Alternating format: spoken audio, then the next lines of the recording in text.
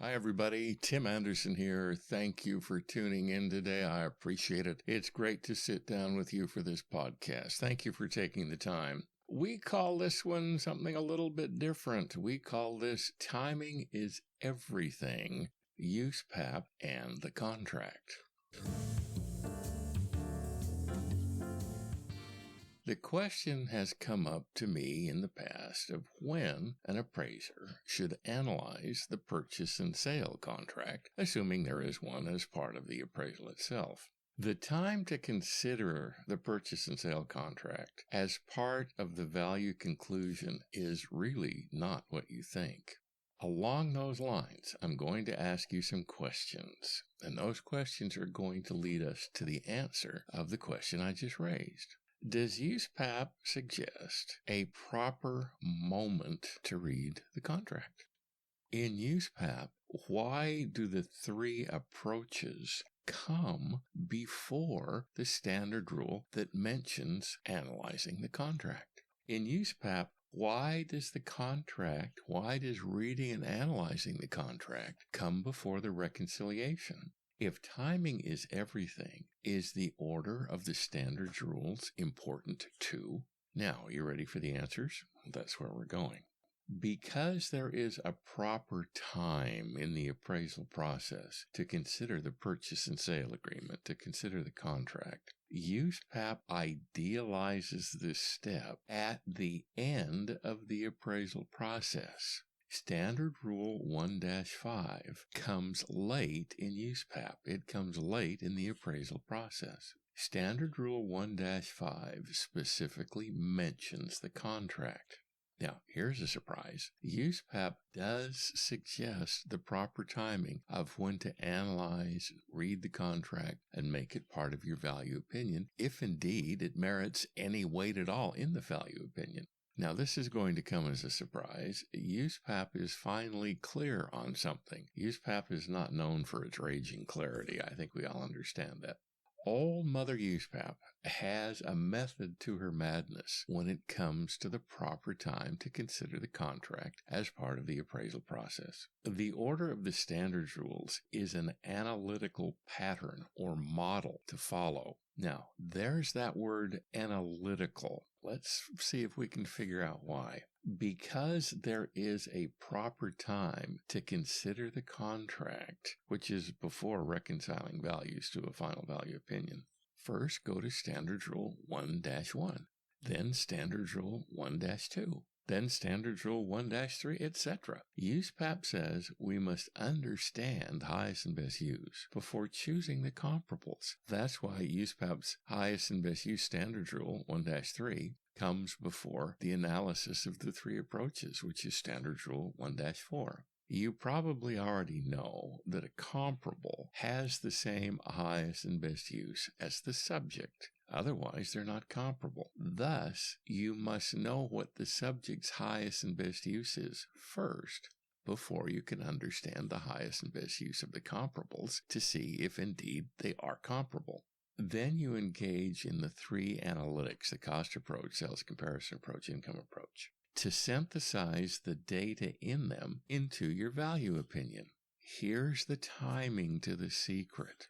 After forming a preliminary value opinion, then you look at the contract. That's the proper timing. That's why Standard Rule 1-5, which is the standards rule that talks about contracts, comes after Standards Rule 1-4, which is the standards rule that talks about analyzing the data in light of the three approaches to value. That is the proper order of the analytics. If the adjusted sales don't support the contract, ask yourself why. Is it an error on your part? Maybe the contract is too low or too high.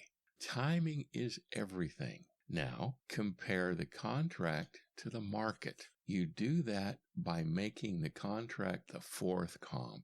Does the market support the contract? Why? The market either supports the contract or it doesn't. Now, reconcile the contract with the market.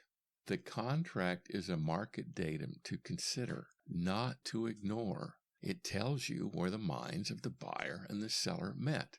Now, it's just one data point, and the contract is not a target to hit, but it is a data point to analyze to make sure you're taking into account everything the market is in the position to tell you. Again, it's not a target to hit, but you must read and analyze the contract at the proper time, which is toward the end of the appraisal process, not the beginning of the appraisal process, which is what we typically do.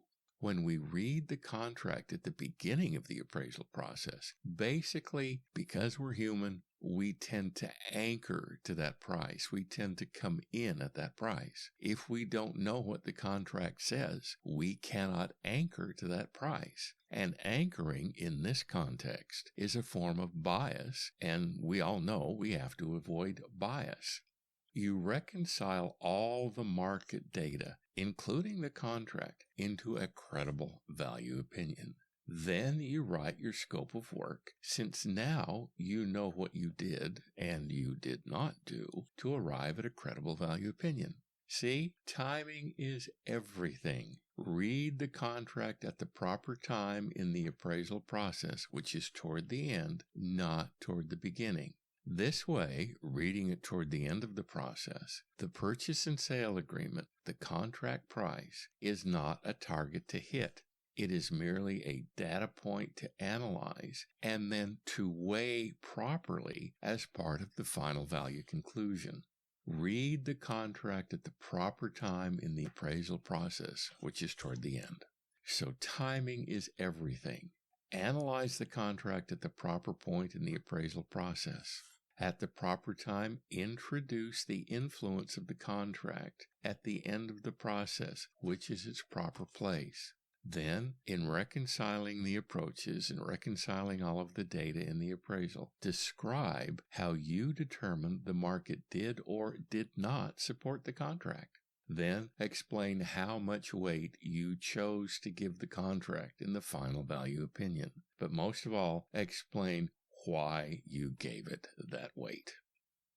So thank you for listening. Again, I appreciate it. I'm Tim Andersen, the Appraiser's Advocate. If I can ever be of help to you, if you ever get that letter from your state board, if Fannie Mae sends you a quality letter, contact me, tim@theappraisersadvocate.com.